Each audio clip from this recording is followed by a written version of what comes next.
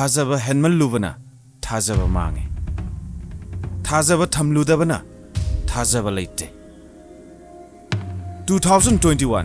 October tha aduaida Tamil Nadu gi Kanyakumari district laiba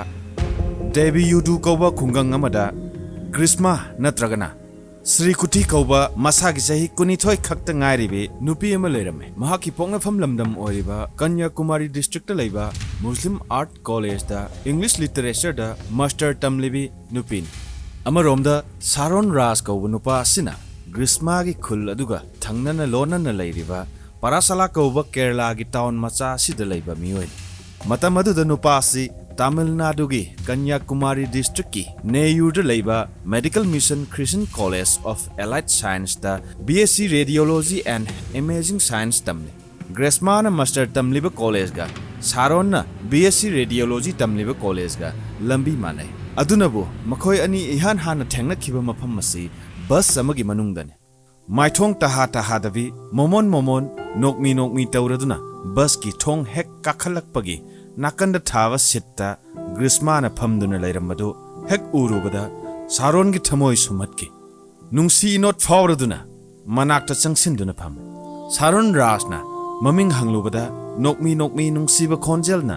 mahak Greeshma kawi haiduna khumlaki nungtigi asum college chatpada makhoi ani ngaina duna chatminnabana mabani gi nungsi mari haurakkhibane October tha 2021 asumna Pakhang laisa oiriba Greeshma amadi Sharon anigi nungsi isalna thumat laduna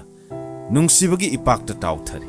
college chataba suti thaba numit kumbada Greeshma na Sharon gi pulsar bike maningda tongduna mafam da koiba chatminai achapot chaminai yamna nungsinai adubu makhoi ani khangnai chanai haibasi makhoi gi yum gi misingna khangde Sharon gi yumdasu khangde Greeshma gi yumdasu khangde asumna 2021 chahi loiramdai aduwaidagi khangnarakhtuna nungsinaraklibi Sharon Greeshma anigi marakta kainau haina tamlamlibra karibu tamlamlibano March 2022 Greeshma gi imung manungna Greeshma bu makhoi gi laifam manak aduwaidagi Satis kauba army oiba nupa amaga haina signare engagement tawre Greeshma na lairik tamba loirakpa matam aduwaida luhongnaba haiduna lepnare adubu ngaklibadi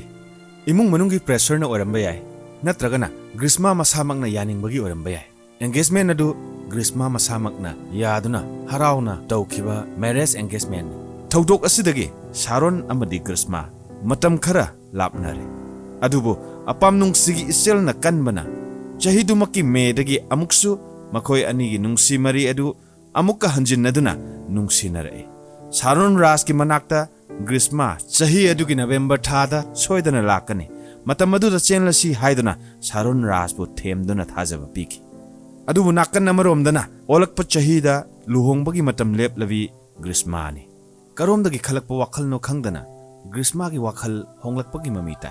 Sharon dagi tapna kamdona lapthokkani haibasi wakhal thadariba matam oibajani noma Greeshma na Sharon da mabani luhongba yararoi mabani gi mapok mai chanade Jataka dosa lai haiduna astrologer na haiduna Sharon da tam Jataka dosa haibasi mahaki ahanba luhonglaga mapuroiba oigadoriba nupa adu sigani haibani masi hairaga Sharon masana lapthok khineba sinlibani adubu ona tainana Sharon na madugumba adu thajade karigumba sigadawba oirabadi hojikmak luhonglani haire matang aduda Greeshma na Sharon themnaba honai adubu Sharon na yakide numit aduda Sharon na Greeshma gi ngaksamda luhongbagi mangal sutra sibiraduna tumina luhongki amadi makhoi anigi yumban mari thamnaki adugi matung amuksu Kerala gi Thiruvananthapuram da leiba Betukadu Church ta chattuna luhongki amasung photo kapki adugi matung da su amuk Tamil Nadu da leiba Tiruparapu kauba mafam amada leiba Golden Castle Inn kauba hotel amada August 16 2022 amasung August 19 2022 da laktuna laiminaki amadi yumban mari thamnaki amuksu Mekodu da leiba Greeshma gi uncle gi mayum da laktuna photo kapminaki Sharon Greeshma bu thamoi sengna nungse Greeshma khangki Sharon na mahak po kaidong nung da thadok loi haiba sisu mahak na khangi adubo Greeshma masamaknasu yaduna ahal lamanna hainaduna thamkiba nupa aduga mahakka luhongbagi matam adu asum yoksilaki maram aduna Sharon bu launam tawduna lapthok handaba yade haibasi mahakna khanki Greeshma yam haisingba nupini Sharon ga mahakka leiminaba matamda mahak luhonglaba nupi amagumna laibakta sindur ngakta mangal sutra siduna lay mabani punna kapminaba video photo na singbada nokmi tawduna talay adubo manungda wakhal ama khanbagi mamidi asumuk tai nongma Sharon amadi Greeshma mabani thirubitham koduda leiba kasali store amada chattuna slice juice bottle ani leiminaru adugi matungda mabani mak Sharon gi college da laki matam aduda Greeshma na college adugi reception area da leiba toilet ta changduna slice juice ki bottle amada mahakna hanana thittuna puraklaba paracetamol amadi dolo mixture adu slice juice adu tangkhai ama haidoklaga mana purakliba mixture adu yansin adudagi Greeshma Sharon mabani Kerala gi Ernakulam da leiba all mathanda thong tana laklaga juice challenge tawrasi haiduna Greeshma na haudoklai Sharon na Greeshma bu yamna nungsirubana Greeshma na haiba khudimak Sharon na yarakani haibasi Greeshma na khang adugi chance adu lauraga hauzik juice challenge tawduna thakpagi mawong asi haudoklaklibani all mathanda thong yore Sharon na mahakna pariba mobile phone lawthoktuna selfie video nam adubo Greeshma na video namdana bahare ahan bada phagi oina hariboi ningduna adumak namme adubo anirak ahumlak mahakna ikaijai video namganu haibadagi video number toklaga Sharon da Greeshma na hangtoklaga pirakleba slice juice adu thakpa haw video asidasu ingan ngan na uri juice bottle asi hanana makhum kaithoklaba ama aduga haujikta kaithokpa amani hanana kaithoklaba juice adu Sharon da piki bottle asi hangtokpa matamda namkhiba video asida uriba Greeshma gi maithongda sasinaba minok laman singningbagi mitpham ingal nganna uba phangi paracetamol amadi dolo mixture yansinlaba juice adu Sharon da pire Sharon na bottle adu pairaga thakpa horakpa matamda Sharon na hek thakpaga juice mixture adugi mahaw adu tonganba aduda khudakta ahanba yaw madu othoki Greeshma na yansinlaba mahi adu soidana khanglakpa tare haibasi pakhat aduna Greeshma na bottle adu tap mullaga sidi juice expiry oiraba male haiduna langthoki adugu mahakna pairiba bottle adu oina tangkhai yen aduna thakminnaki Greeshma gi ahanba plan fail oiki adubo Sharon di madu Greeshma na mahak putumin hatnaba plan ni haibasima khangbu ngamkhide